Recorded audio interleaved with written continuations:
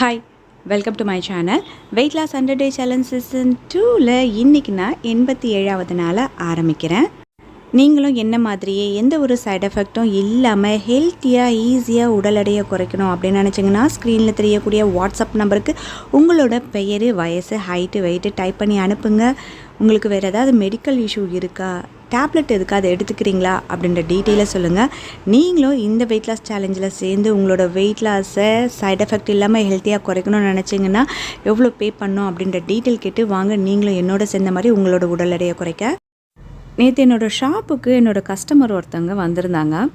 அவங்க வந்து ஒரு 4 மந்த் ஆயிருக்கும்னு நினைக்கிறேன். ஏன்னா எங்கள் கடை பக்கத்தில் தான் அவங்களோட வீடு இருந்தது.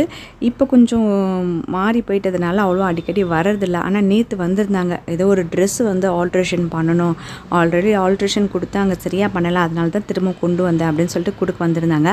அந்த ஒர்க்கு கொடுக்கறதுக்கு முன்ன, சிஸ்டர் எப்படி நீங்கள் வந்து இவ்வளோ சீக்கிரம் வந்து இவ்வளோ இதுவாக வெயிட் குறைச்சிங்க, அது மட்டும் இல்லாமல் அவங்களோட நேம்லாம் நான் சேவ் பண்ணி வச்சுருப்பேன், நம்பர். என்னோடய ஸ்டேட்டஸ்லாம் பார்த்துட்டு நீங்களும் பாப்பாவும் இருக்க மாதிரிலாம் நான் ஃபோட்டோஸ் பார்த்தேன். என்னால் ஆச்சரியம் தாங்கவே முடியல. ப்ளீஸ் சிஸ்டர், தப்பாக நினைக்கலாம், கொஞ்சம் எழுந்து நிற்க முடியுமா அப்படின்னாங்க. ஏம்மா என்ன அப்படின்னு. இல்லை சிஸ்டர், நீங்கள் உண்மையாலுமே ஃபோட்டோவில் இருந்த மாதிரி தான் இப்போ இருக்கீங்களான்னு பார்க்கணும்ல, ஃபேஸ் தெரியுது, பாடி தெரியணுமே அப்படின்றதுக்காக கேட்டேன் அப்படின்னு நின்று காமிச்சா. அப்புறம் எப்படி நீங்கள் இவ்வளோ இதுவாக குறைச்சிங்க, என்னோடய ஹஸ்பண்டுக்கும் நானும் வெயிட் குறைக்கணும்னு சொல்லிட்டு என்னென்னவோ பண்ணிகிட்ருக்கேன், கரிஞ்சீரகம் கொடுக்குறேன், அப்புறம் என்னென்ன ஒரு சில விஷயங்கள்லாம் சொன்னாங்க. அப்படி இருந்து கூட அவருக்கு வெயிட்டு குறையல, நீங்கள் எப்படி இவ்வளோ சட்டுன்னு வெயிட்டு குறைஞ்சிங்க அப்படின்னு சொல்லி கேட்டிருந்தாங்க. ஒரு பக்கம் எனக்கு ரொம்ப சந்தோஷம். ஓகே, ஏன்னா இது மாதிரிலாம் இதுக்கு முன்னே கேட்கலையே அப்படிலாம் நான் ஃபீல் பண்ண நேரம்லாம் இருக்குது. ஆனால் ஒரு 4 மந்த்ஸ் கழித்து ஒரு ஆல்ட்ரேஷன் ஒர்க் கொடுக்க வந்து அந்த வேலையை விட்டுட்டு இதை பற்றி கேட்குறாங்க அப்படின்னும்போது எனக்கு ரொம்ப சந்தோஷமாக இருந்தது. என்னோடய முயற்சிக்கான பலன் கிடச்சிது அப்படின்னு நினச்சிக்கிட்டேன். அதே மாதிரி கண்டிப்பாக நீங்களும் உங்களோட வெயிட் லாஸ் ஜேர்னியை வந்து ஸ்டார்ட் பண்ணுங்கள். ஏன்னா எனக்கு பிடிச்ச மாதிரி நிறைய பொருட்கள் வாங்குவேன், எனக்கு பிடிச்ச மாதிரி நிறைய விஷயங்கள் நடக்கும்பொழுது ஏற்படக்கூடிய சந்தோஷத்தை விட இது மாதிரி ஒருத்தர் கேட்கும்பொழுது உண்டாகிற சந்தோஷம் வந்து பார்த்திங்கன்னா அதை வந்து அளவு சொல்லவே முடியல. கண்டிப்பாக அதை வந்து நீங்கள் அனுபவிச்சிங்கன்னா அதோட ஃபீலிங் ரொம்ப நல்லாயிருக்கும். கண்டிப்பாக நீங்களும் ட்ரை பண்ணுங்கள். என்னுடைய இந்த வெயிட் லாஸ் சேலஞ்சில் இன்றைக்கி நான் என்னென்னலாம் ஃபுட் எடுத்துக்கிட்டேன் அப்படின்றத உங்களோட நான் ஷேர் பண்ணிக்கிறேன். இன்றைக்கி மார்னிங் வந்து பார்த்திங்கன்னா ஒரு டம்ளர் துளசி டீ எடுத்துக்கிட்டேன். என்னோடய பிரேக்ஃபாஸ்ட் வந்து பார்த்திங்கன்னா சொரக்காய் அடை.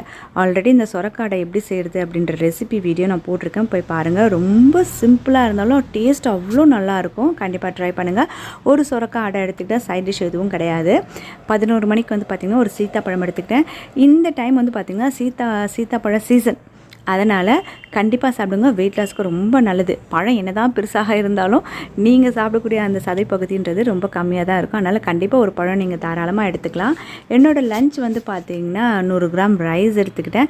உருண்டை குழம்பு அப்படின்னு உடனே நீங்கள் கடலை பருப்பில் செய்யக்கூடிய அந்த உருண்டை குழம்பு நினச்சிக்காதீங்க. இது வந்து கருணக்கிழங்கு, அதாவது சேனக்கிழங்குன்னு சொல்லுவாங்க பார்த்திங்களா, அந்த சேனக்கிழங்கில் கோலா உருண்டை மாதிரி பண்ணி அதை தான் குழம்புல போட்டு எடுத்துக்கிட்டேன். செம்ம டேஸ்டியாக இருந்துச்சு.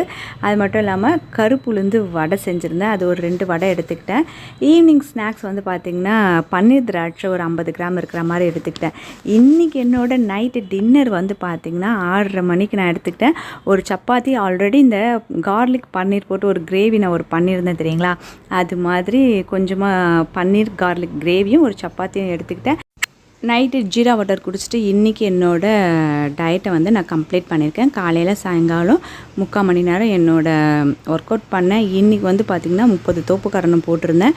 ஸ்கிப்பிங் இன்றைக்கி வந்து ஒரு 25 தான் என்னால் பண்ண முடிஞ்சுது. அதுக்கே நல்லா மூச்சு வாங்க ஆரம்பிச்சிச்சு. ஓகே, டெய்லி கொஞ்சம் கொஞ்சமாக பண்ணலாம் அப்படின்னு சொல்லிட்டு அதோட அதை நிறுத்திட்டேன். கண்டிப்பாக நீங்களும் வீட்டில் உங்களோட டயட்டை கரெக்டாக ஃபாலோ பண்ணுவீங்க அப்படின்னு நினைக்கிறேன். இன்றைக்கி என்னோடய வெயிட் என்ன அப்படின்னு செக் பண்ணி பார்க்கும்பொழுது இன்றைக்கி வந்து 87வது நாள். 87வது நாள் என்னோடய வெயிட்டை செக் பண்ணி பார்க்கும்பொழுது கரெக்டாக வந்து பார்த்திங்கன்னா 63 கிலோ இருக்கேன். இதை ஃபஸ்ட்டு நான் நோட்டில் என்ட்ரி பண்ணிக்கிறேன்.